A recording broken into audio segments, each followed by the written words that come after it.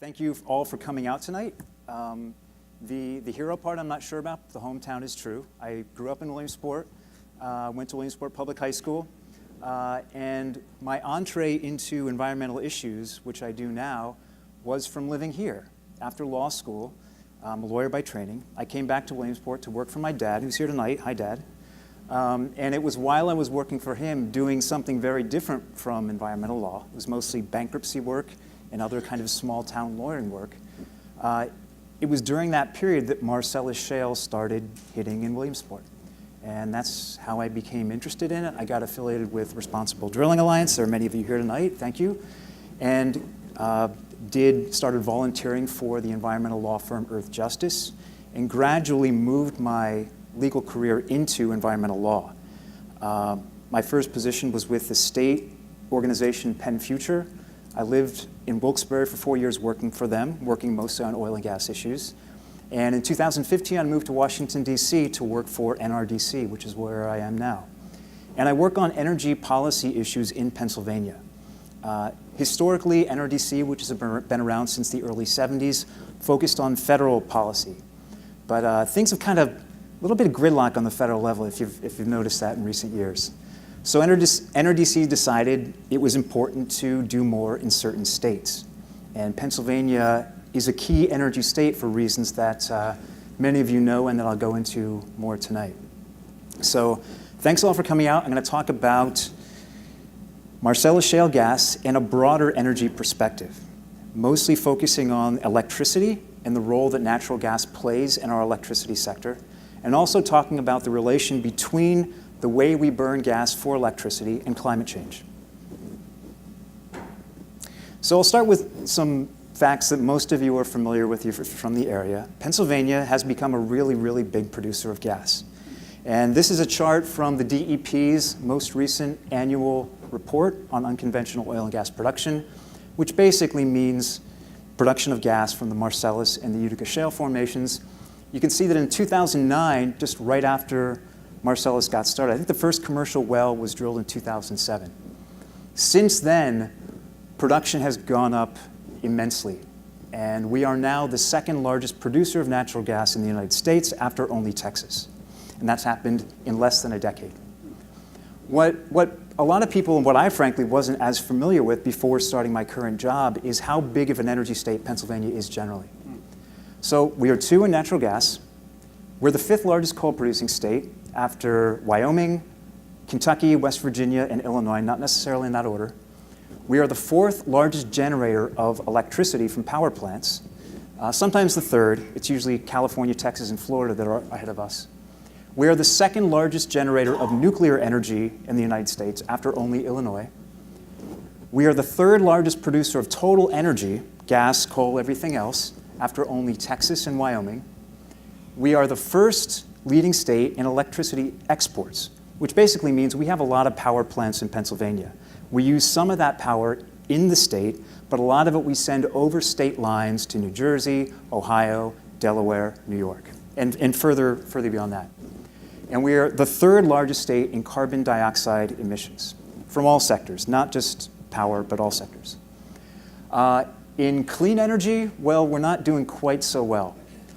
We rank 19th in energy efficiency, which is widely regarded as the most cost-effective energy resource. Renewable generation, if you include hydroelectric generation, we rank 36th. If you don't and count only wind and solar, we rank 41st. I want to focus on gas and electricity because that's really where a lot of the demand in natural gas is these days. With all the natural gas production, not only in Pennsylvania, but in Texas, Oklahoma, all the various shale formations around the country, we've produced a lot of gas. We have a ton of supply, and demand has not caught up. Well, I'm not an economist, I know there are economists here, but I think basic economics tells us that when you have a lot of supply and not as much demand, the price goes down. And in fact, that's what's happened with natural gas over the years. So it's a little hard to read, but shows, here's 1998, we had sustained low natural gas prices until about 2000, and then a huge amount of volatility until we started seeing a lot of production from shale formations. And around 2010, the price went down, and so far, and I'll emphasize so far, it has remained fairly low. The little spike you see there is mostly attributable to the polar vortex of a couple years ago when there was a whole lot of demand and the price went up. Pennsylvania has seen lower gas prices than pretty much anywhere else, and this is kind of on the wholesale level. These are the prices that producers sell into the market. Henry Hub is sort of what they call the benchmark hub for sales of natural gas by companies. I think I don't remember actually, it's in Louisiana or somewhere in the South. But there are different hubs where gas is priced differently in Pennsylvania. What this chart shows is that historically, from about 2007 to 2012, natural gas prices at Pennsylvania hubs were higher than the benchmark at the Henry Hub. Since then, they've been considerably lower, with the exception of those two spikes, which correspond to the two polar vortexes of a couple years ago. The big demand for a lot of the gas has been in electricity. This is Pennsylvania, how the demand for gas has changed from 2007 to last year. And these statistics come from a report recently issued by the Kleinman Energy Center at the University of Pennsylvania. Residential demand has gone up about 7%, industrial about 11%. Commercial has actually gone down. Demand for electricity generation has gone up 250%, just enormously. And the reason for that is the price of gas is low, and electricity generation is a competitive business. It used to be, as recently in the 1990s, we had what they called vertically integrated electric utilities in Pennsylvania, which means that one company, PP&L and so forth, both generated electricity, it owned power plants, and it distributed the electricity through poles and wires. In the 1990s, we restructured our electricity sector, as a lot of states did. The theory being that, the distribution of electricity lends itself to a natural monopoly operation. So it makes sense to give one company a charter and regulate them to make sure that prices are right for consumers. Whereas the generation of electricity is more naturally a competitive business. So we restructured, and now what we have in Pennsylvania is coal plants competing against gas plants, against nuclear plants, and against all the other types of electricity generation. Gas is the cheapest fuel. So a lot of players are going into the market to build gas power plants and sell their electricity at lower rates into the market. So this has really changed the electricity sector in the United States. It's a little hard to read, but this shows what in the United States the electricity generation mix was in 2009. Coal was about 45%, natural gas 23.4%, nuclear about 20%, and the rest hydroelectric, other renewables, and petroleum. This is what's happened since then. The black line is, I'll make sure I'm saying that right. Black line is coal, the blue line is natural gas. So you see coal has gone down, natural gas generation has gone up as a percentage. Nuclear has pretty much stayed the same, and renewables have gone up ever so slightly. So this is what the electricity sector looks like today. Remember, 2009, coal was 45%, natural gas was about 23%. Last year, coal was down to 30%, natural gas was up to 34%. Nuclear stayed around the same, about a fifth. Oil is still a very marginal resource, about 1%. And we're seeing little bits of gains in renewables. This is a slightly different view. The Northeast United States, for purposes of this map, means Pennsylvania and everything to the northeast. And you can see the difference between coal and gas is even more pronounced because a lot of the New England states have gotten rid of their coal generation. They have just gas, renewables, and hydro. And this shows that same trend in Pennsylvania from 2007 to 2017. The colors are a little different here. Here, coal is blue, natural gas is black, sorry about that, and nuclear is the middle line.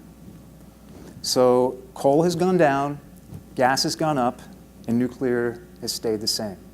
So nuclear, as you see, and a different slide will show this too, is now the #1 producing source of electricity in Pennsylvania for now. And this is what it looks like in Pennsylvania as of 2015. Coal 30%, nuclear 38%, gas 28%, and renewables about 4%. And this is just a slide showing kind of in bar form the different amounts of generation by sources.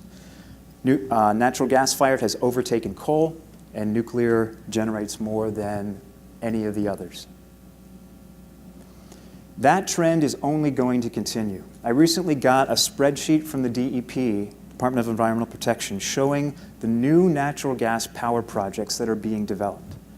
Since 2011, there have been 21 combined cycle natural gas plants, and these are the really sort of most sophisticated, super efficient natural gas plants. They call them combined cycle because they generate electricity by burning it in a gas turbine, and then they use the excess heat to boil steam, which turns another turbine to create more electricity. That makes them more efficient than the traditional gas turbine plants. There are 21 of those plants that have sought permits. There are 3 coal plants that have sought permission to also burn gas, or burn gas instead of coal. And there are 22 very small internal combustion engine plants, most of which are built in the Northeast. So if you add all this together, it's about 17,000 megawatts. And to put that in perspective, do y'all know the Washingtonville coal plant in Montour County? It's pretty close. It's a pretty big plant, right? That's about 1,500 megawatts. So we're building the total gas projects that have applied for permits since 2011 are more than 10 times the size of that plant. And this slide shows where they are. The blue circles represent these new combined cycle plants. The green ones represent the plants that are switching from coal to gas or burning gas as well as coal. And the little red dots are these very, very small internal combustion engine plants, which tend to be built right in the shale field, so they can take gas directly from basically the wells, bypassing the big transmission lines. This map's a little out of date. It's from about last year. I should point out that of all those gas projects that have requested permits, only a few have been built so far. Only 7 are fully in operation. Several have been built but are sort of working out their operational issues, and others have gotten their permits but not started construction. Others have not even gotten their permits yet. So what we're on trend to see, if most or even half of these plants become operational, is that gas generation will overtake nuclear generation in Pennsylvania as well as coal. And these are some projections that NRDC did of what we're likely to see in 2030 based on the economics of the various different fuels. Right now, gas last year generated about 67,000 gigawatt hours. Gigawatt hours, it's a really big amount of electricity that's generated. Nuclear, about 83,000. It looks as if we stay on track for where we are now, by 2030, we'll generate about 114,000 gigawatt hours from gas and only 63 from nuclear. Now, this entry of gas into the electricity generation market has created a lot of havoc in the state's power sector, which, as you saw on the earlier slide, is really, really a big deal. We export more electricity to other states than any other state in the country. And that's because gas, being a low-price fuel for power, has lowered the price for all fuels. I'm not going to get into the way that the competitive power market works because it's complicated and I'm not an economist. But for purposes of the discussion, this shows that the price of gas basically dictates the price of electricity. Because the price of gas is low, it's driven down the price of electricity, and that's hurt coal plants and nuclear plants because they have higher operating costs and pay more for their fuel. So as a result, we're seeing more coal plants in danger of shutting down and more nuke plants in danger of shutting down than anybody really anticipated a decade ago. This has led to a whole lot of political wrangling and fighting among the different kinds of fuels. I put fuel wars up there. I saw Robert Powelson, who used to be a Pennsylvania Public Utility Commissioner. He's now a commissioner for FERC, the Federal Energy Regulatory Commission. That's the federal agency that's in charge of permitting new gas pipelines, new electricity transmission lines. He used the phrase fuel wars to refer to the way that coal and gas and nuclear are all fighting for market share, because electricity demand in the United States is not growing that much. It's pretty much flatlined. We've gotten a lot more efficient in the way we use electricity. Our appliances are more efficient. We're valuing energy efficiency more than we used to. So the market is not growing, but the amount of fuel and generation that we have has grown a lot. So one of the things this has led to is a proposal by the Department of Energy a couple months ago. They call it a grid resiliency pricing rule. And basically it would get rid of this competitive market structure we have for electricity power and subsidize coal plants and nuclear plants. It would give them full cost recovery and ensure that they're profitable. Well, the natural gas industry obviously doesn't like that, and NRDC, which focuses on renewables, doesn't like it either, because it would hurt renewables as well. Meanwhile, have folks heard of PJM? Does that ring any bells? PJM means Pennsylvania, Jersey, Maryland, and it is what they call the Regional Transmission Organization that decides what power plants operate at any given time. Again, there's this competitive structure for power plants. PJM decides what plant operates at any given time by selecting the least cost plant. Well, because the coal plants and the nuclear plants are struggling in this low-cost natural gas environment, PJM is also thinking about reforms that would raise the price of power for everybody so that coal and nuclear plants recover their costs. That would not be good for consumers. So some questions about gas in the next 10 years. One, will a power system that's going increasingly towards gas be reliable? Now, PJM did a study that looked at all this new gas generation coming online, and they figured, well, we have so much gas potentially in the ground that probably we don't have reliability issues. But they didn't look at a different thing called resilience. Resilience is sort of more a nebulous term, but basically what it means is, can the power sector sustain catastrophic events, and how quickly can it recover afterward? So for instance, one of the concerns with natural gas is, like, what if there's a terrorist act that blows up a major pipeline? What effect will that have on our electrical reliability? And another concern is consumer impacts, fuel diversity. Having a diverse set of fuel resources kind of maintains cost effectiveness, because if the price of one fuel goes up, we still have other ones to rely on. And that's another big price with natural gas in the future. Again, you saw the slide at the beginning. So far, the price of natural gas has been really low for the last 5-6 years. I think a lot of the rhetoric from the gas industry is that it will remain low from the foreseeable future. That's not a foregone conclusion. Pennsylvania gas discount is a term used by this Kleinman University of Pennsylvania Center report. So far, the price of gas has been lower here. But with all the new gas pipelines being built, the market is expanding. And most projections are that the prices will kind of converge with everything else.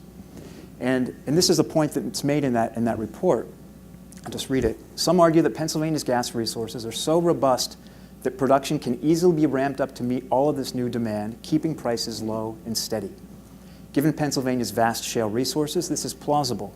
However, it is unclear if there are practical, technical, or other limits, such as profit motive or rent seeking from gas-producing firms, to increasing production for the purpose of moderating price as demand continues to increase. The concern raised there, in other words, is market manipulation. If gas electricity generation gets such a large market share, will they kind of get up to funny business? I don't know if you remember Enron in California. There was a lot of manipulation of their energy market that led to really high gas prices, or not gas prices, but energy prices. The biggest question for NRDC, an environmental organization, and that I'll spend the most of the rest of the presentation on, is what does all this new gas generation mean for climate change? This is a graph from NASA that shows the change in global surface temperature relative to 1951 to 1980 average temperatures. 16 of the 17 warmest years since about the last 130 years have been since 2001. And 2016 ranked as the warmest year globally on record yet. So, I feel like I maybe should have given a warning before the talk about climate change, because some people, if you don't believe either that climate change is a thing or that humans contribute to it, then you're probably going to tune me out at that point.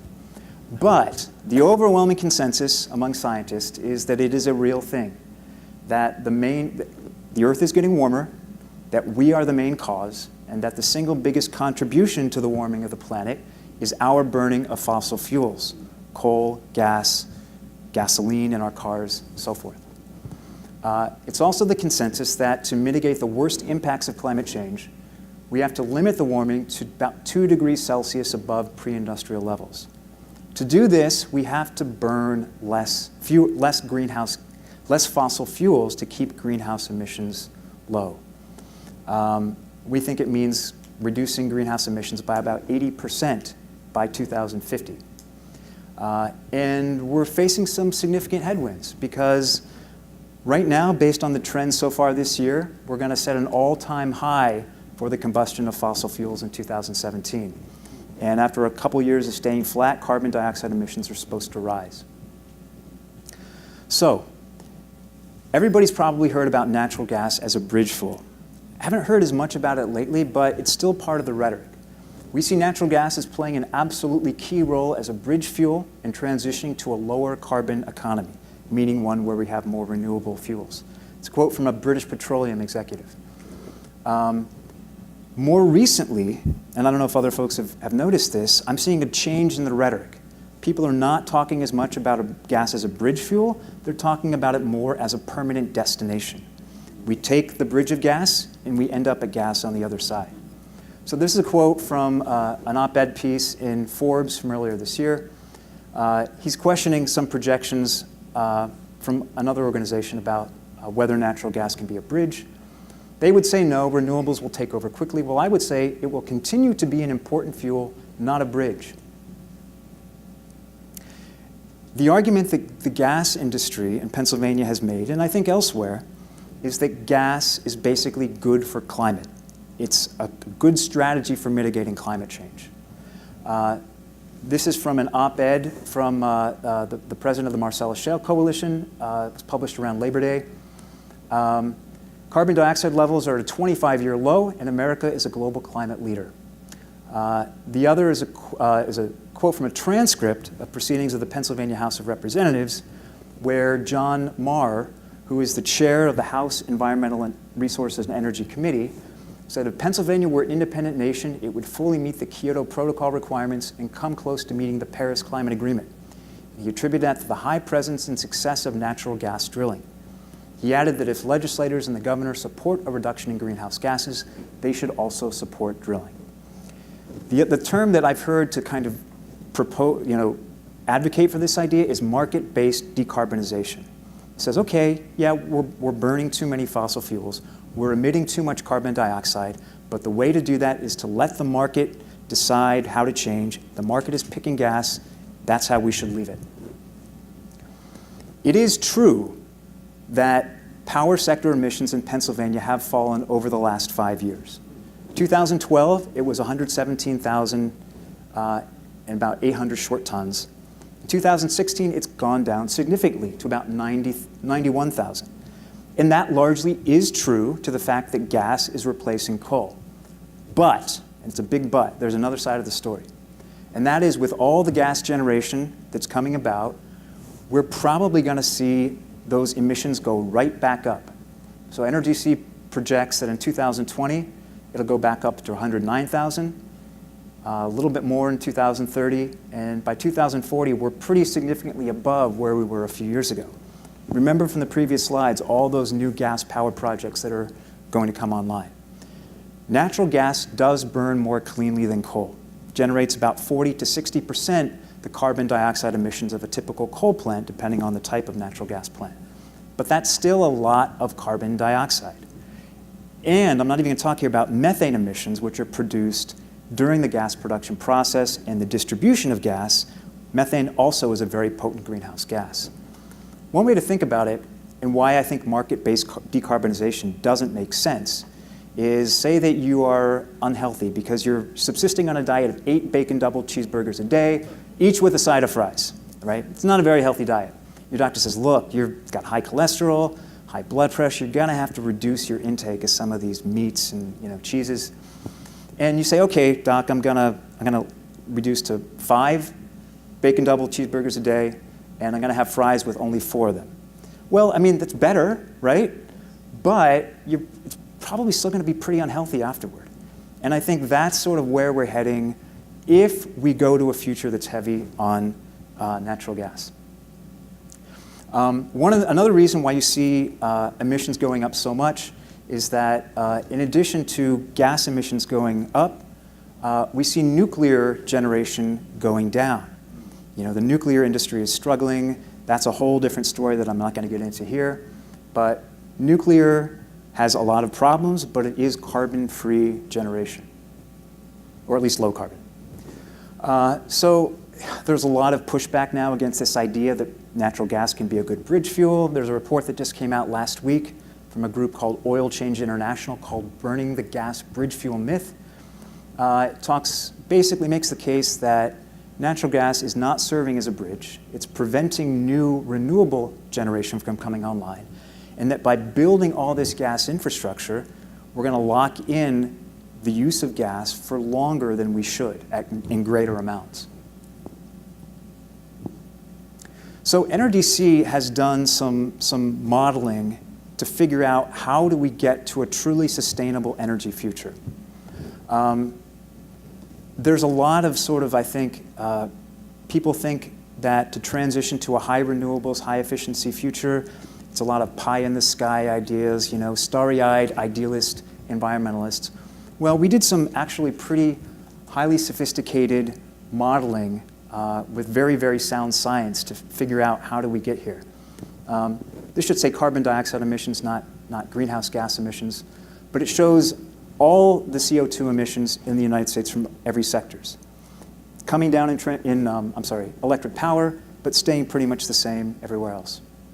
I'll go through these quickly because I know we're kind of running out of time.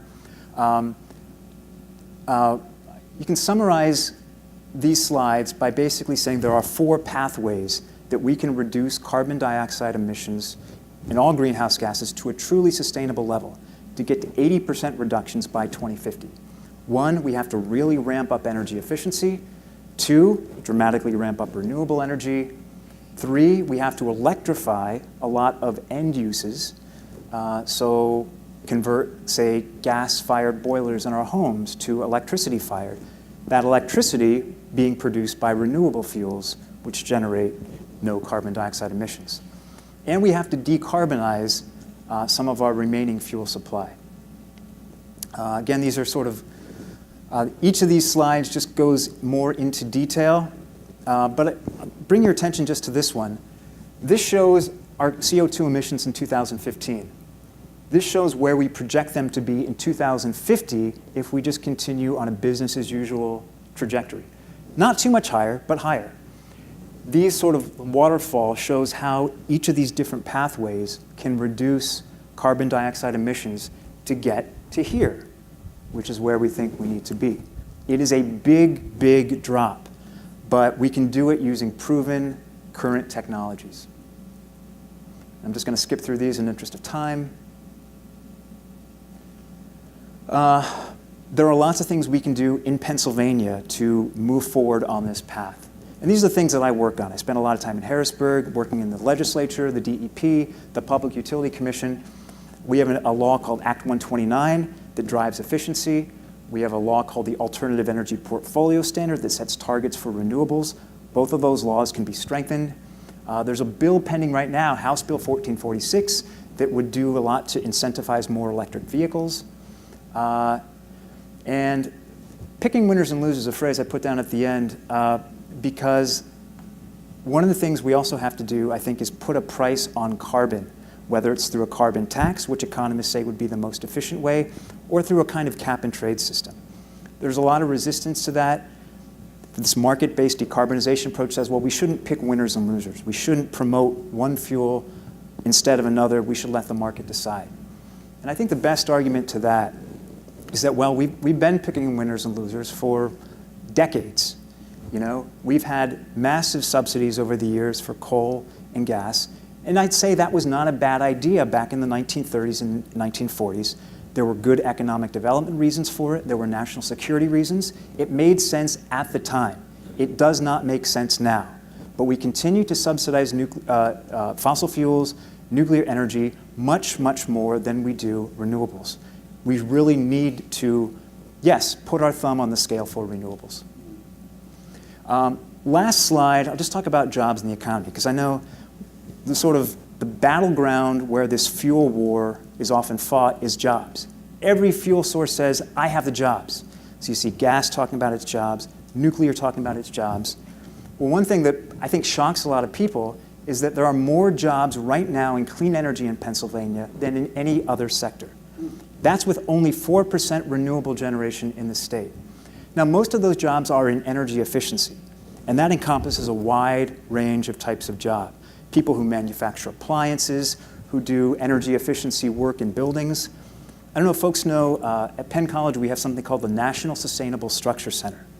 And they do great work training people to do weatherization of houses. That is energy efficiency work. Those jobs count towards clean energy jobs. It reduces the amount of energy we use, and it reduces the amount of money we spend on energy. And the great thing about a lot of clean energy jobs is they can't be outsourced. They can't be shipped to China or India or anywhere else. And they are labor intensive, a lot of them. And it covers the range from kind of designing sophisticated computer software to installing solar panels. I will stop there. I know I've gone longer than I should have, but thank you all for your attention through that very dense set of information.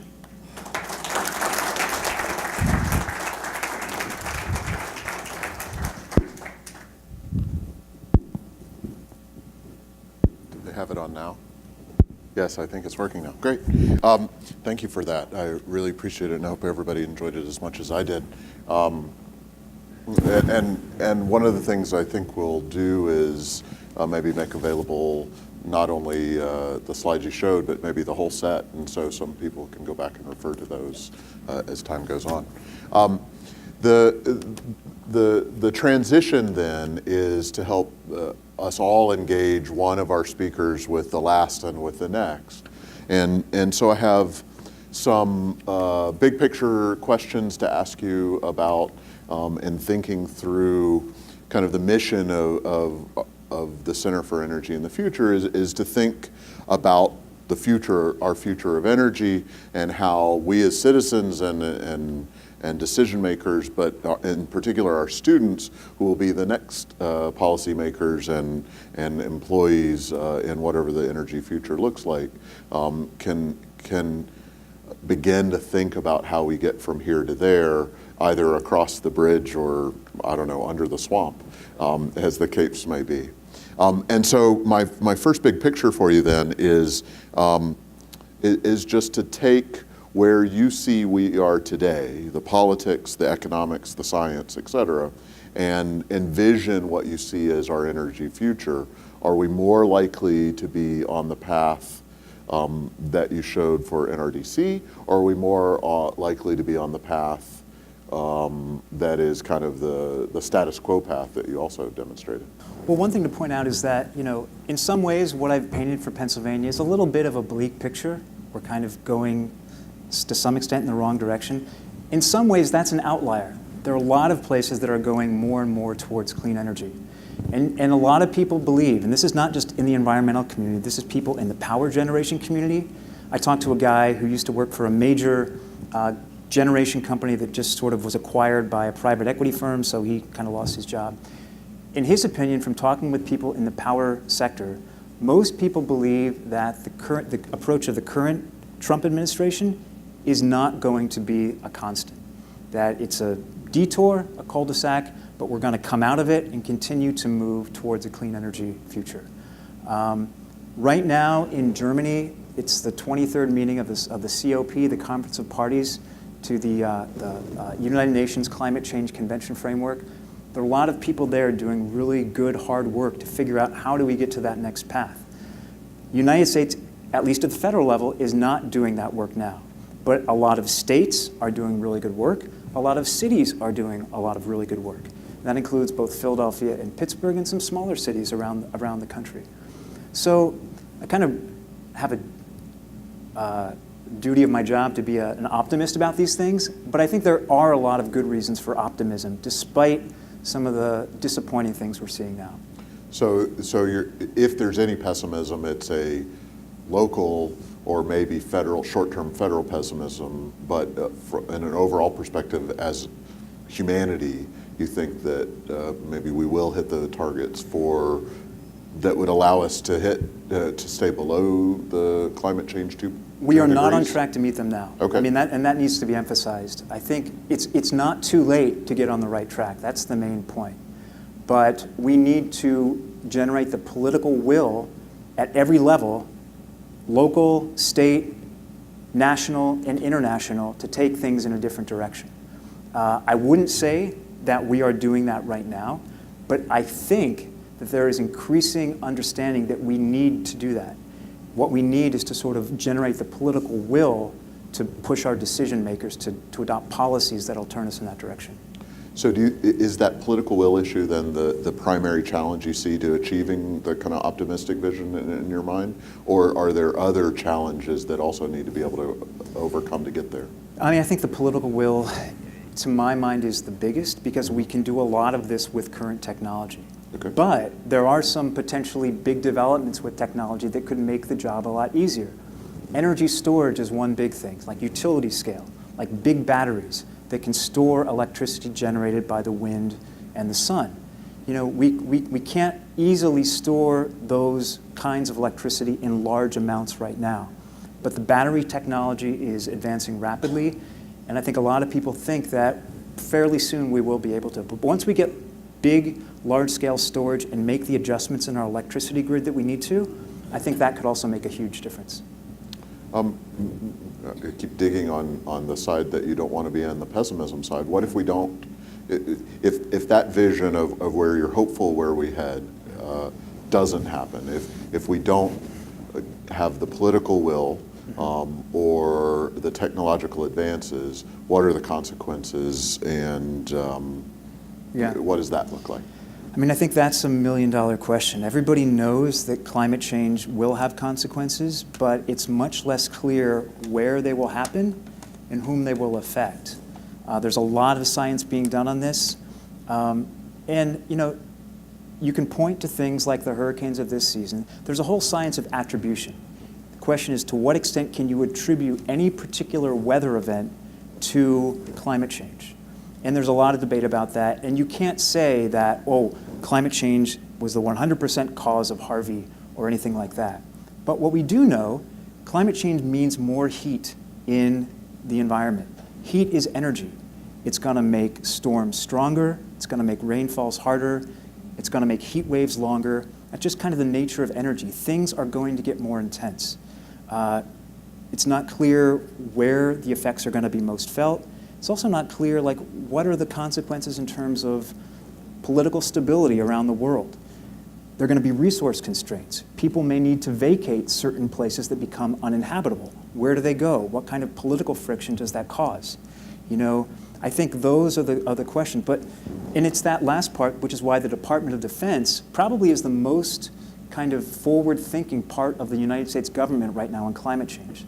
The Defense Department invests a lot of money in thinking in renewable energy because they understand both kind of like their need to be energy independent when they're in the field, and also the socio-political geopolitical consequences of big climate change. I'm reinterpreting a question that one of our prior speakers asked last semester in light of some of this, in particular about the political will. And the question was about game change. What is the game change that leads us from one thing to another thing? And so my reinterpretation of his question is, what is the game changer to create political will, either at a Pennsylvania level or at a United States level in your mind? I don't know. I wish I did. You know, in the early 1970s, when we had the first big wave of environmentalism in the United States, it was because there were some pretty conspicuous bad things that happened. The classic example being the Cuyahoga River in Cleveland caught fire. You know, it had actually caught fire several times before the time in the early 70s, but, you know, people paid attention to that. They said, wow, we got to do something. We had choking smog in a lot of our cities. There was a smog in Denora, Pennsylvania that killed a lot of people. I think it was either the 40s or the 50s. unfortunately, it tends to be catastrophic events that captures people's attention and really compels people that we need to make change.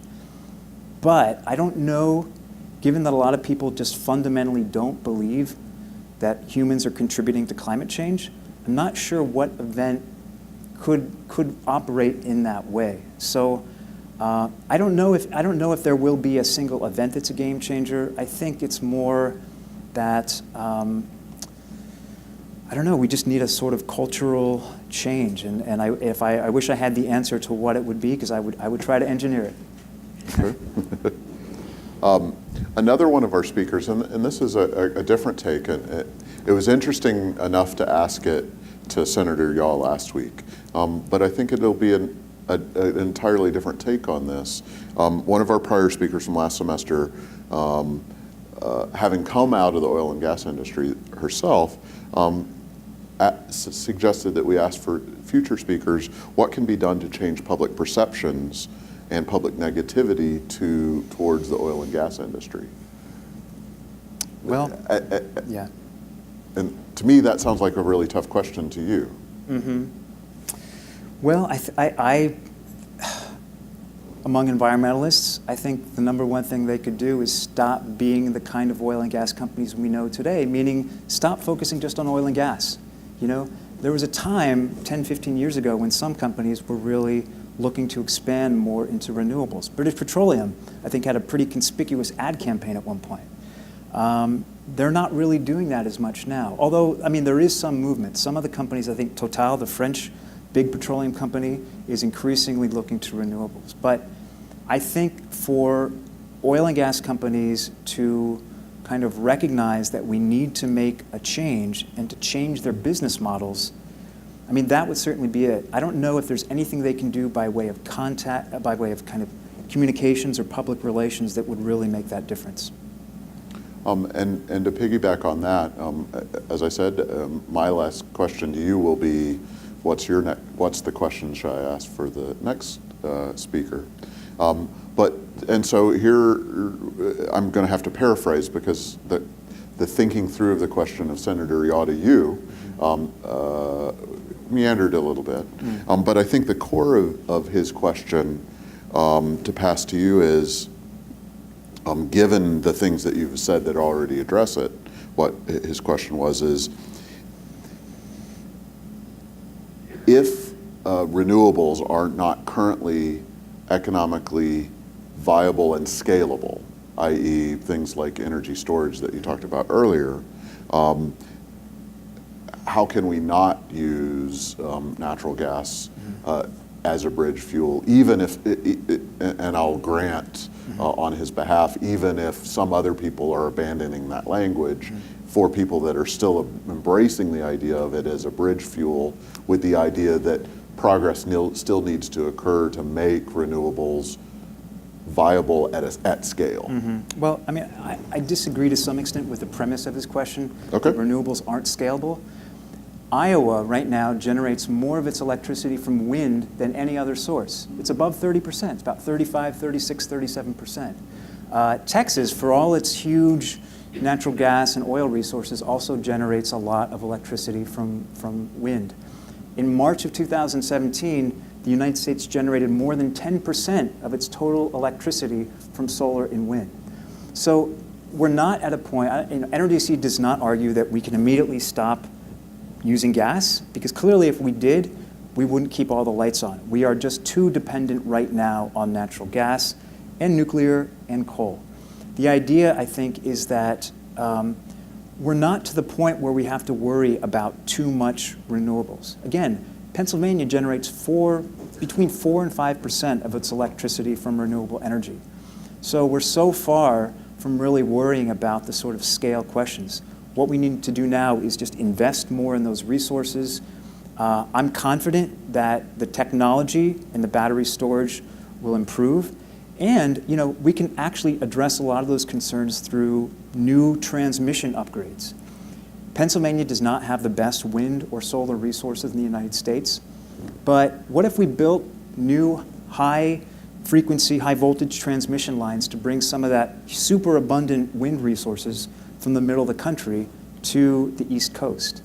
There are projects like that that have been proposed. We could do a lot of things like that to change the grid to make solar and wind a lot more scalable than they are now. And we can use our energy a lot more efficiently. Again, it almost always costs less money to save energy than it does to build some new power plant to generate energy.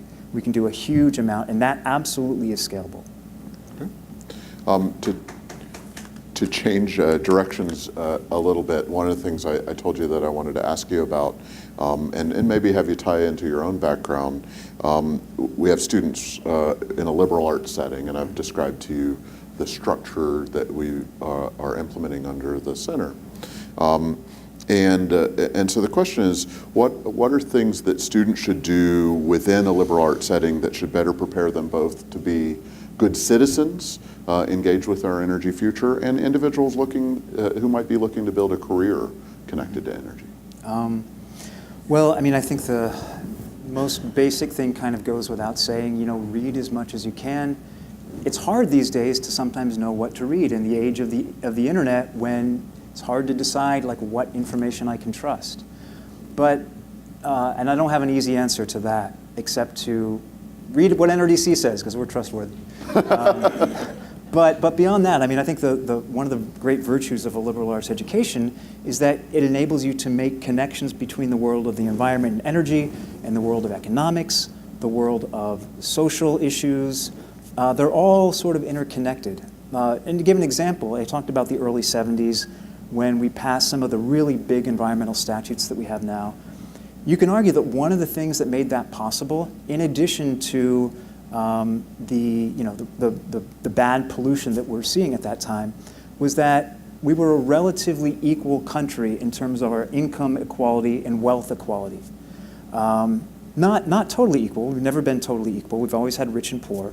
But the divisions between rich and poor then were much, much, much less than they are now.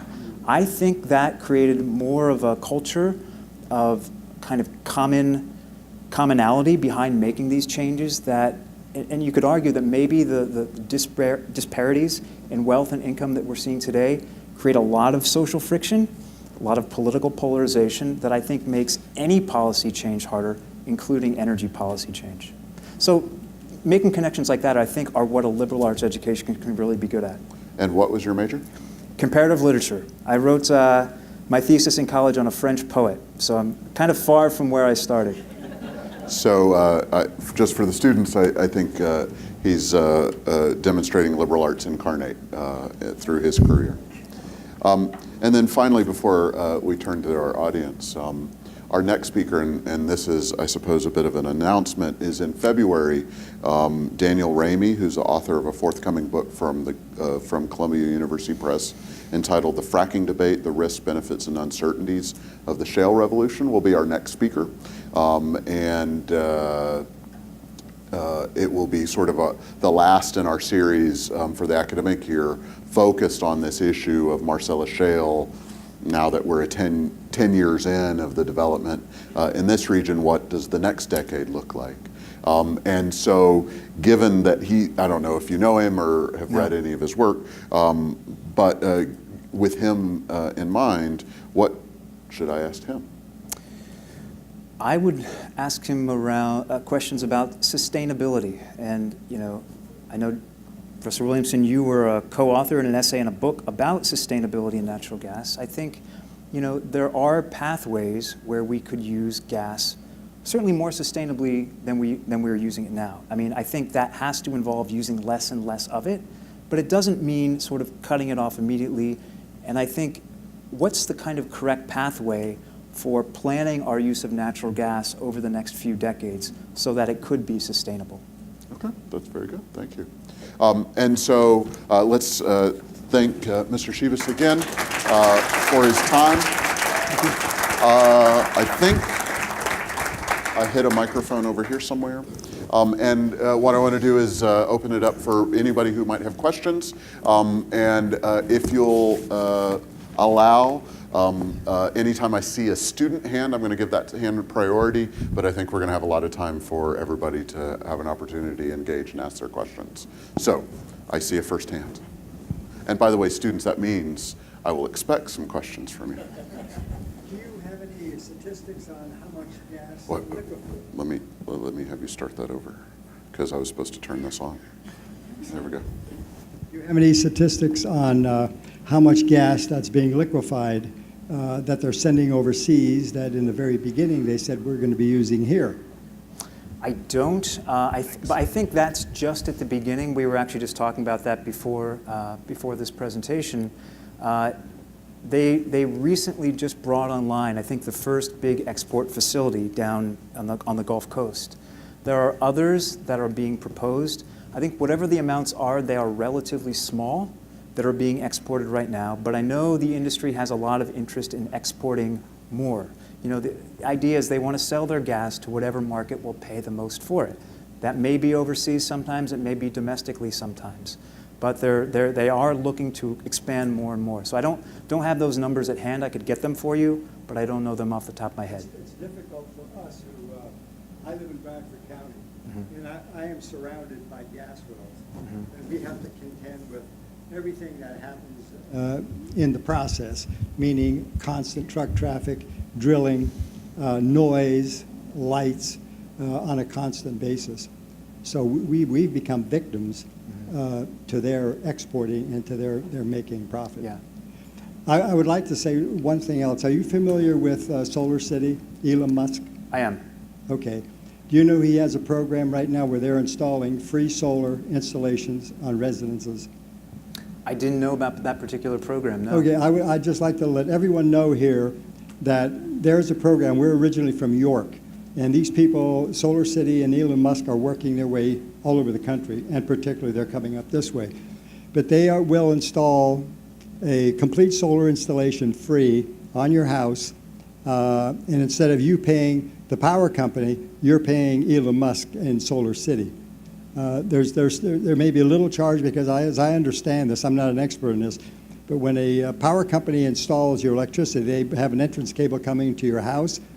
You're obligated to pay for that forever, so I understand. But it's not a large fee. It may be $15 a month that you're paying. But anyway, I want to give you everyone a name and a number. If you have an interest in a solar installation, this individual's name, and he represents Solar City. His name is Nate Owens, and his phone number is 717-479-2464. If you have any interest in doing this, you're smiling. Why are you smiling?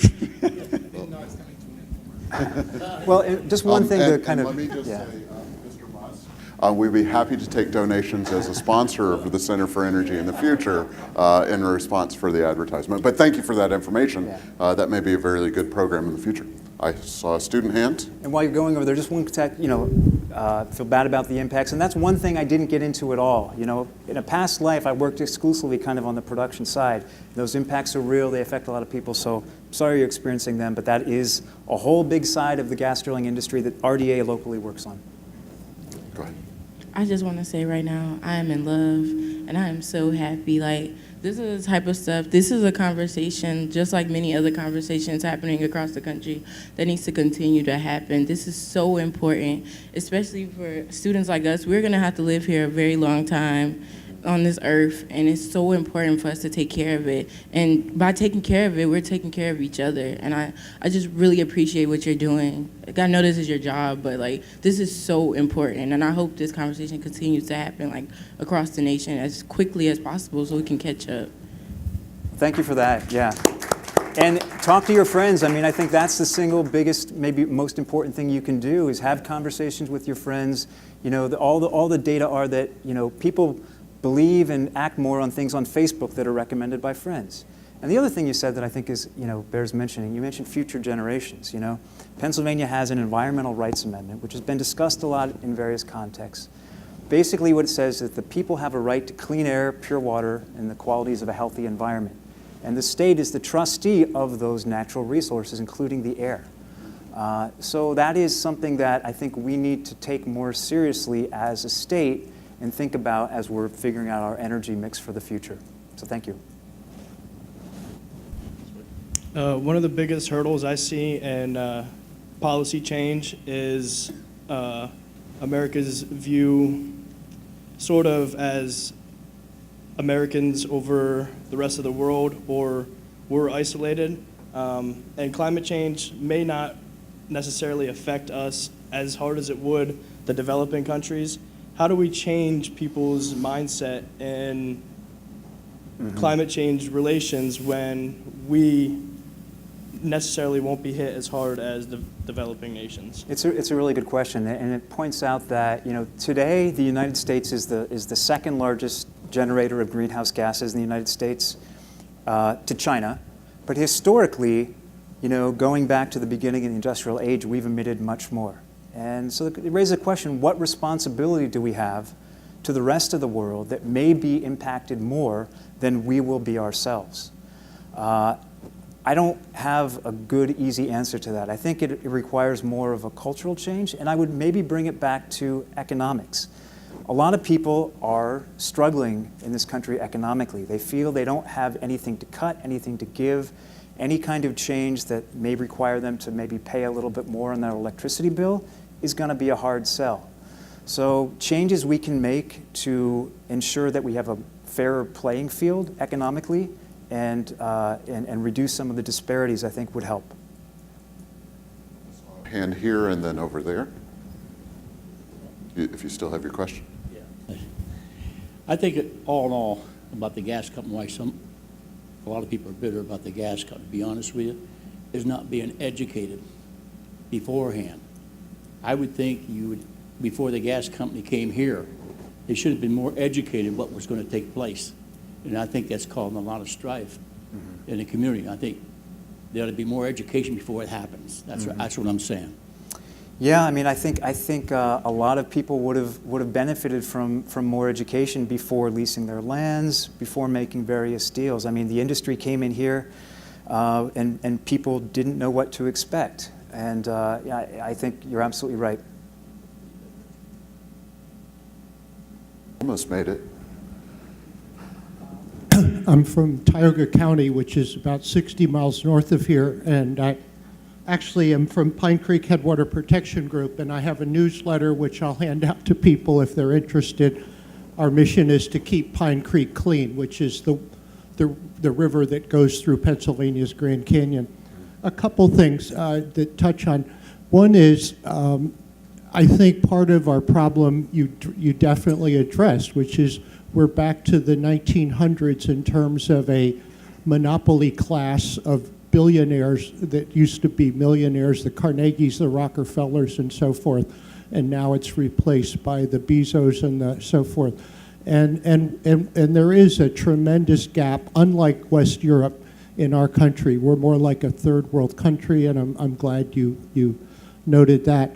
I also think there's a moral issue here. I'm speaking as an individual, not for Pine Creek Headwater Protection Group, but when our president goes to the international community and says, I'm me first, I'm America first, and I expect you to be whatever first.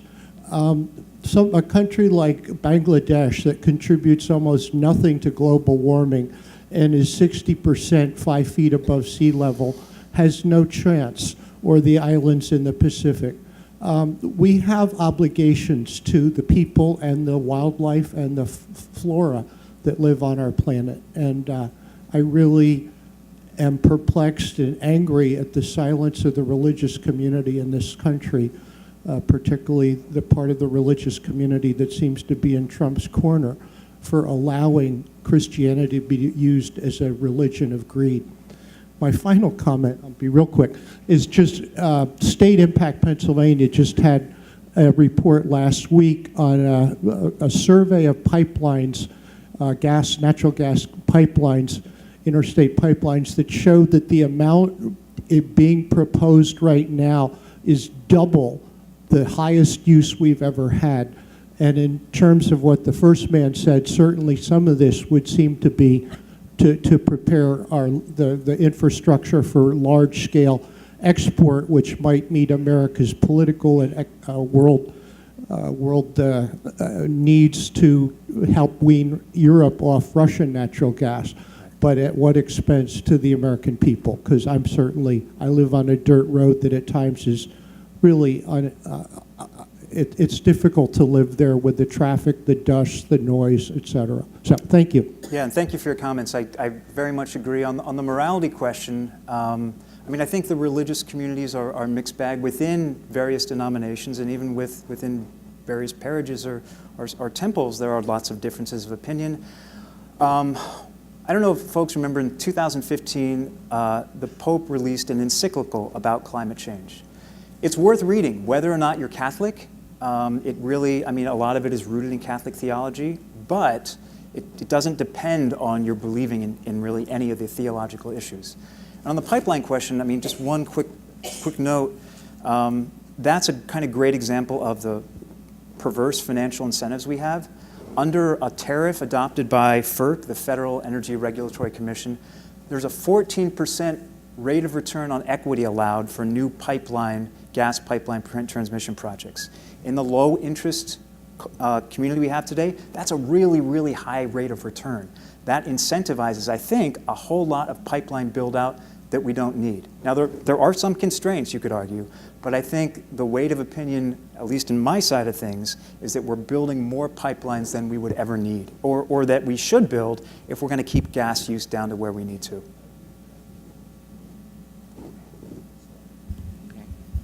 Sorry, this question might be a little bit unrealistic. I just want to ask, what does the goal for Washington to keep a really low gas price, to control a new resource and enforce other countries like British or France and destroy their nuclear stations? Why are we keeping our gas prices low? I think like for example, if the gas price is really low, I think maybe other like nuclears, they might destroy it and purchase just gas. So just let them to waste money. Yeah, that's a good question. I mean, I think a lot of things that are going on the federal level are causing some head scratching. The Trump administration has this kind of mindset of energy dominance, but it means basically only certain kinds of energy. And a lot of, I think, the policy decisions they're making are curious, and especially in the international realm. And I think one area where that's happening right now is at this climate conference happening in Germany, where they're talking about climate and sort of the policies of different nations. I think we're taking some unproductive tacks in that discussion. Great. More questions? I love the student questions, by the way. There's a question over here. Yep. Another student of this topic, right? It is true that natural gas is not an inexhaustible resource, correct? Correct. And the Wall Street Journal has today had a very good series of articles. One question they asked, would you respond to it? Should the U.S. limit exports of natural gas? Can you comment on that? Should we limit exports? Well, I mean, one of the exports, I think, mean a couple different things. It opens the market to a kind of wider supply. I think the general feeling is that the more we're exporting, the more we're producing. You know, the more we're selling overseas. NRDC's position, and I think most of the environmental community, is we have to move in a direction of producing and consuming less gas than we are now. So if we're building new export stations, those have got to be paid for, right? It's going to take a while, so they've got to be used. So you've got to produce gas to send through them. So I think, I think that the short answer is yes. I don't think we should be building more export stations. And the other consequence is that while we're using gas here, while we're kind of phasing down, we're keeping the price lower in the United States, which helps energy bills for consumers. Picked the wrong path, apparently. Excuse me, please. Here you go, right behind you. Mark, you seem optimistic about considering these problems, and that's encouraging. What encourages you? What or who is the source of your optimism? Well, I think it's the fact that we need to act. We don't really have a choice not to. And, you know, I don't have children myself, but I have siblings who have kids. I have nieces and nephews. And I think about them and the future generations. I mean, I'll be honest, I am not always optimistic. Again, it's kind of a professional responsibility that I have doing the job that I have. I don't always feel optimistic. But, you know, it's not too late, you know. As sort of many wrong turns as we've taken, we can still kind of turn the ship. And it just takes the political will. How we do that, I don't know, but the only way I know how to do it is to talk about it and lay out some realistic pathways for us to do it. It's not a pipe dream. It can be done. It just takes the political will. So, you know, things can change in totally unexpected ways. I mean, who would have expected 3 years ago that we would have Donald Trump as president? I mean, regardless of your political leanings, right?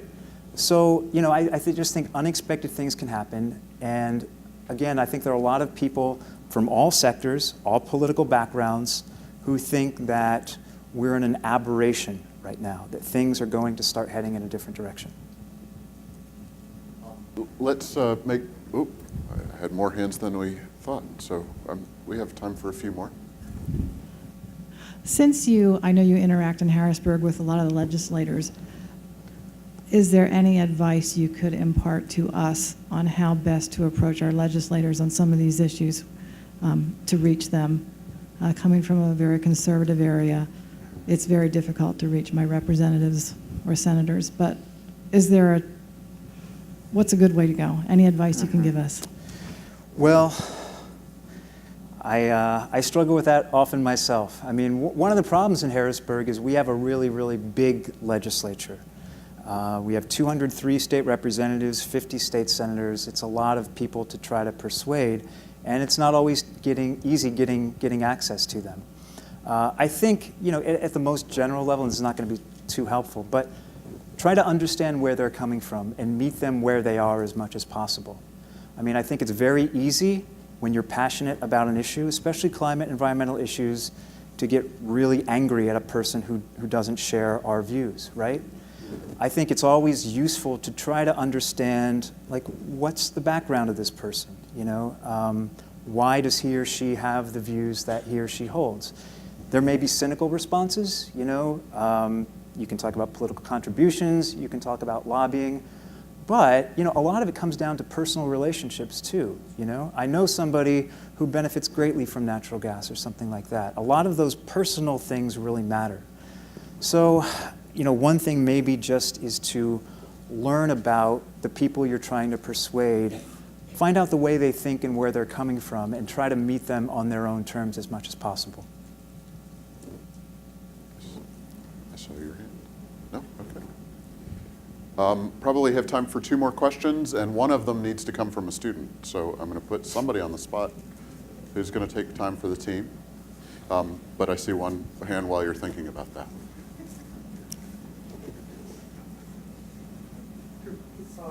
One regarding the man from Tioga. There was an interreligious contingent in the People's Climate March in the spring in Washington, D.C. And in many states, such as Pennsylvania, there's an interfaith power and light effort. A question, or rather a comment, I always thought that Republicans were conservative and were interested in conservation, you know, and to think about sustainability, it's not just the next several decades, but as the Iroquois and others would think, it's to the 7th generation. And how can we conserve that natural resource instead of exploiting it and using it up so quickly? I don't understand that. The question I have is about stranded assets. Stockholders in the energy sector are concerned about stranded assets, and would that be a motivation for them to urge their corporation to diversify to renewable resources? Yeah, it's a good question. What Michael's talking about is the idea that if companies invest a lot of money in building new gas power plants, new pipelines, other sorts of infrastructure, what if there comes a time when we sort of snap and say, oh, wow, you know, we can't use as much gas as we've built the system out to use. So we've got to stop using these facilities. Then those assets become stranded. They're not fully paid for, and the people who've invested in those resources have to shoulder that loss. And that's, you know, the kind of stranded asset question like hinges on the fact that we will kind of do something. So the more political momentum that is built towards doing something, the more powerful that argument to investors will be. Unfortunately, you know, the way our kind of political and economic system is working right now, it's, you know, people who are investing in those resources now are probably justified in thinking, well, if they put a limitation on carbon, you know, the government will bail me out in some way.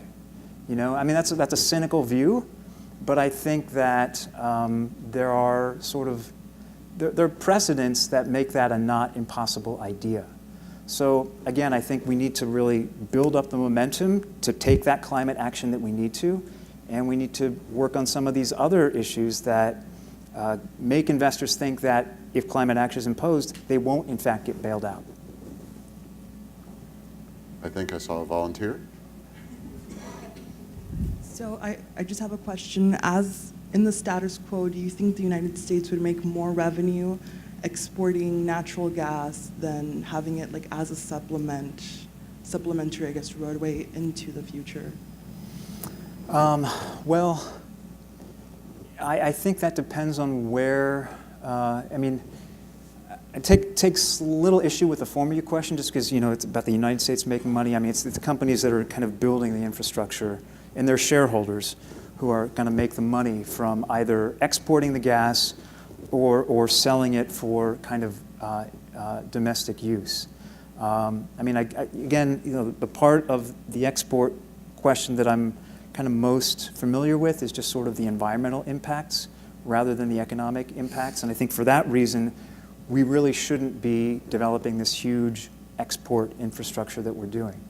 But meanwhile, you know, to the extent that we're opening up the market, you know, the producers want to sell their gas wherever they can get the most money for it, whether that's overseas or kind of domestically.